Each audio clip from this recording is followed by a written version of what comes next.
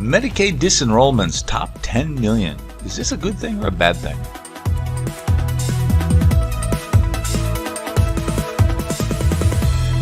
Hello, this is Chart GPT Today.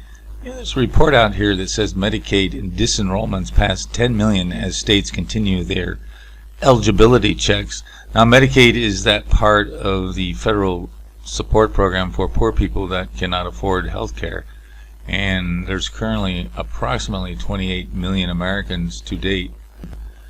So there's a lot of poor people are getting less medical support than before. So the question is are they cleaning house for fraudsters, or are they doing something else just to reduce costs and causing harm amongst the poor people? So let's take a look at some detail here. Obviously, California and Texas, Florida, New York, some of the bigger states are the biggest ones. You can see the percent of disenrollments and then re-enrollments because people are forced to have to re-enroll. And of course here is the on a percentage basis, because obviously the big states will have obviously more than the smaller states.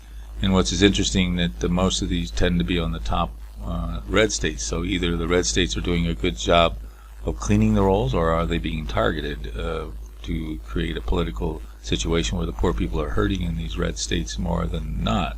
So take a look at more details in terms of the cost. You take a look at the 28, almost 29 million.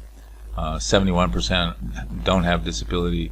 Some 29% do. So that kind of calculates into, if you look at the costs, and there are different costs per state, obviously. So we have the cost of a regular Medicaid enrollee, which is about $6,500 on average, with disability recipients close to $20,000.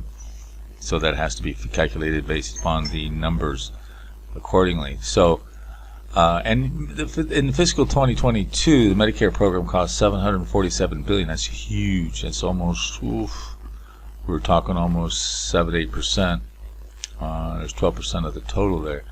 The average cost per person on a recipient, when you kind of calculate that out, is about $10,339 per enrollee when you kind of average out the disability versus just normal Medicaid person. And of course, this is going to probably save the U.S. government if rates continue as is to about $100 billion. Not a huge amount in a close to $6 trillion budget, but nevertheless, $100 billion is $100 billion. Now, going forward, you can see that in terms of percent of GDP, this is why they're all concerned, because this Medicaid care cost is going to rise, especially if people are going to get poorer. This is going to be a problem as it grows and almost double the cost in terms of what they're going to have to pay the government. That is, take a look at the AI and take a look at what general eligibility requirements are for Medicaid. Answer our poll question. Is this a good thing or a bad thing that they're finally cleaning out some of the Medicaid enrollment programs, or are they targeting specific states and the poor? Check out the description link, the post link in the description box in the video below. And don't forget to subscribe.